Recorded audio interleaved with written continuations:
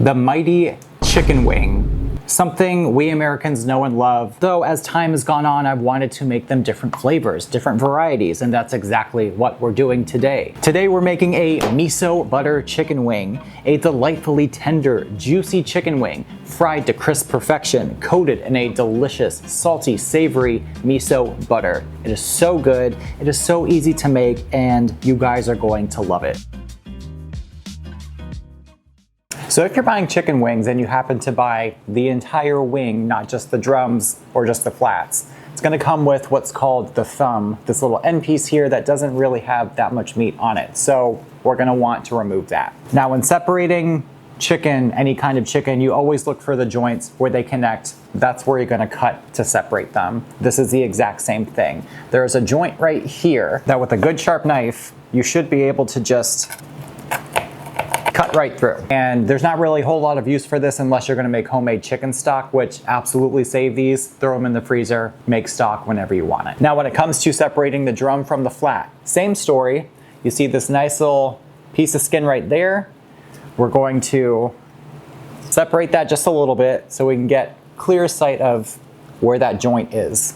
Same story, we're just gonna take our knife, go right in between, and you've got your drums and your flats. Are you a drum or a flat person? I'm more of a drum person. Partner's a flat person. Works out perfectly. And to make the wings extra tender, we're gonna need some buttermilk. Now you might be wondering, why are we using buttermilk for chicken wings? Buttermilk is super important when frying any type of chicken because it's gonna make sure it is as tender as possible. So think about it. You're putting in the effort, you're gonna fry some chicken, you want it to be as good and as tender as possible. Buttermilk is gonna help you do that. The acidity of the buttermilk works itself into the proteins of the chicken, breaks it down over time so that when you go to fry it, it's gonna be super tender and so moist and juicy. Now anytime you're brining chicken in buttermilk, the key thing is to make sure the chicken is 100% submerged, which typically is going to take a whole bottle of buttermilk. You also want to make sure it's in a container that has a lid so that you can cover it, make sure it's airtight because it's going to need to spend some time in the fridge.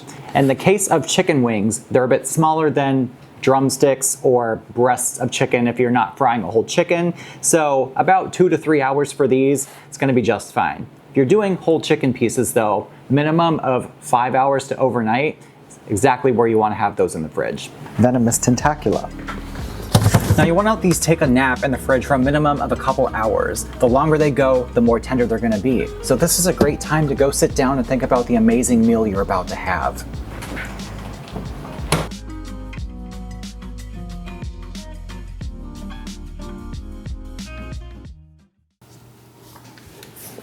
So our wings are soaking in the buttermilk, which means they're gonna be nice and tender and juicy. So we want them to taste good, and we also want that nice crisp exterior.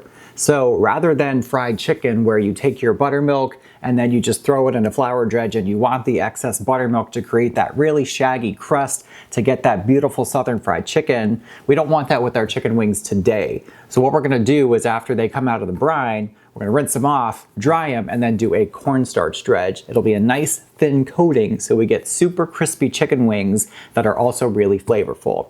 That being said, we need to season the cornstarch. So what I have in here is salt first and foremost. We need a good amount of salt to cornstarch so that they're really nicely seasoned.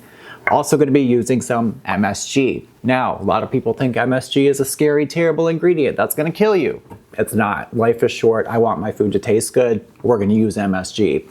Next, we're going to be using some garlic and onion powder. Classic seasonings in a chicken dredge. I love them here. And then we've got some white pepper. Really nice, almost floral, a little bit spicier than regular pepper. It's a great flavor to add in here because later on, we're gonna have a seasoned butter that's gonna pair really well with these. You just wanna add these to a bowl and whisk them until thoroughly combined to make sure the seasonings are really thoroughly dispersed throughout that cornstarch. So after we've drained and rinsed the chicken wings, I'm gonna pat them dry just because I want that cornstarch to adhere and have a very, very nice thin crust. It's gonna be super, super crisp when we fry it. So I'm just gonna pat these dry. So we've drained and dried our brine chicken wings. We put them in our container toss the cornstarch dredge with them, and you get a gorgeous, super thin coating of that flavored cornstarch. This is absolutely perfect because it's not going to be that thick flour dredge to get that thick southern fried chicken crust. This is just a thin, gorgeous coating full of seasoning that's going to give us a really nice crispy crust on our chicken wings. So we've got the wings covered, but now we need to coat them in something, a delicious glossy sauce. I love to use melted butter as the base for that.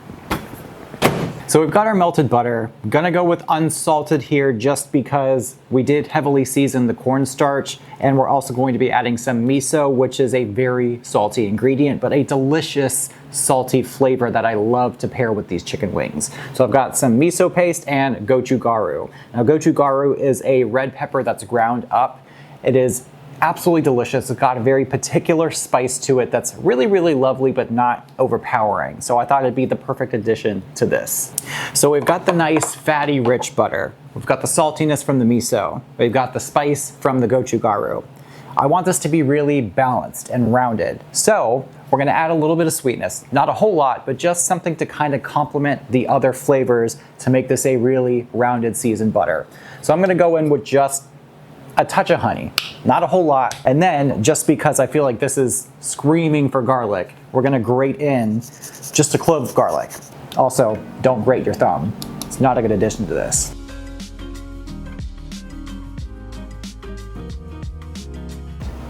So you're probably wondering, what kind of pan am I gonna fry these in? You want something high walls, heavy bottom, with a good capacity so that the oil isn't gonna go anywhere, because we're going to be using about 4 cups or a quart of vegetable oil. So you need a pot that not only fits the oil with several inches of space excess on the sides, but also something that's gonna heat really well. So good heavy bottom saucepan or saute pan is going to work perfectly. You wanna use a Dutch oven, that's great as well. Now when it comes to the oil, vegetable oil is the best and cheapest way to go for this. Any neutral, flavorless oil with a high smoke point, it's gonna be the best option here. You can't really deep fry in a lot of oils out there because they have a lower smoke point. Vegetable oil is going to be the one you can heat to the highest temperature without it smoking. Got about 2 to 3 inches of oil in there so that these wings have plenty of room and we can flip them and they're gonna be fully submerged in that oil. Now since we're frying, we're gonna need to pay attention to the temperature of the oil. First off, because it needs to be at a certain temperature, in this case, around 350 degrees to 375 for us to fry our wings. So, a candy thermometer, anything that can clip onto the side of your pot, either digital or the dial ones, will tell you when your oil is ready to be fried in. Also, something to keep in mind is when we start frying, the temperature of the oil is going to change a lot. So a couple things to note when you are ready to fry.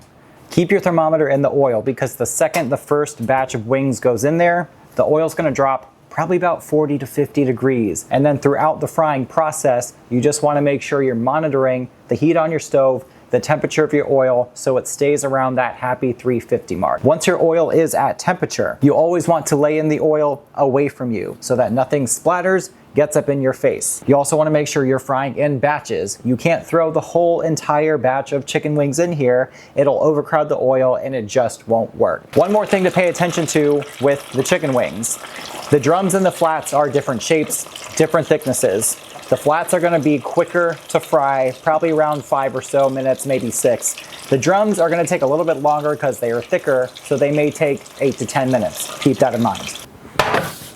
So I know you're probably wanting to dig into these right away, sauce them up, and get into munching. But aside from burning your mouth to, a completely singed tongue that will never taste again, you want to make sure that you're resting your chicken wings. Resting goes for any time you're cooking meat, period, because it's going to allow the juices to go back into the fibers of the meat so that the end result is something succulent and juicy and moist and tender. If you were to just bite into any piece of meat that's been cooked immediately and served to you, it's gonna come across dry and tough, the juices are gonna leak out, and it's not gonna be the experience we've been longing for. So, apparently chicken tenders are on my Once the wings come out of the oil, you want to put them on a rack lined with a paper towel to drain excess oil so they don't become soggy, but then you want to give them about 5 or so minutes just to rest. These are smaller, so 5 minutes will do the trick before you toss them with your butter and enjoy. So when it comes time to coat the wings in the sauce, we've got our wings in a nice bowl here. You want something large that has room so we can toss them, and then you want to take your butter, put it around the sides of the bowl, give it a good swirl, and then start tossing, just so that that delicious miso chili butter evenly coats all of the wings.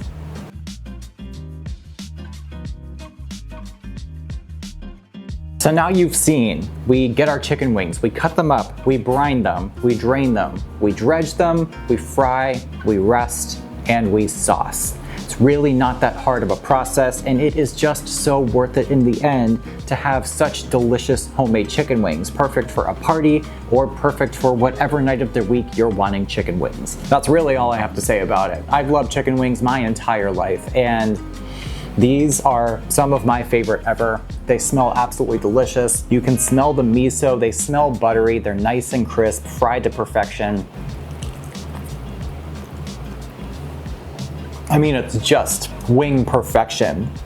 The chicken itself is so incredibly juicy and tender thanks to that buttermilk brine.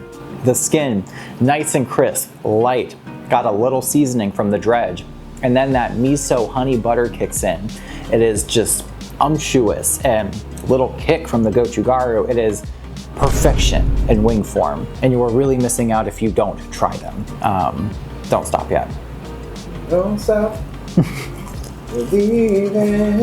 Now I'll be honest, we've been doing this for hours. We're starving. We're gonna destroy an entire trough of these bad boys. So, love ya. Thanks for watching. Don't forget to subscribe, and we'll catch you next time.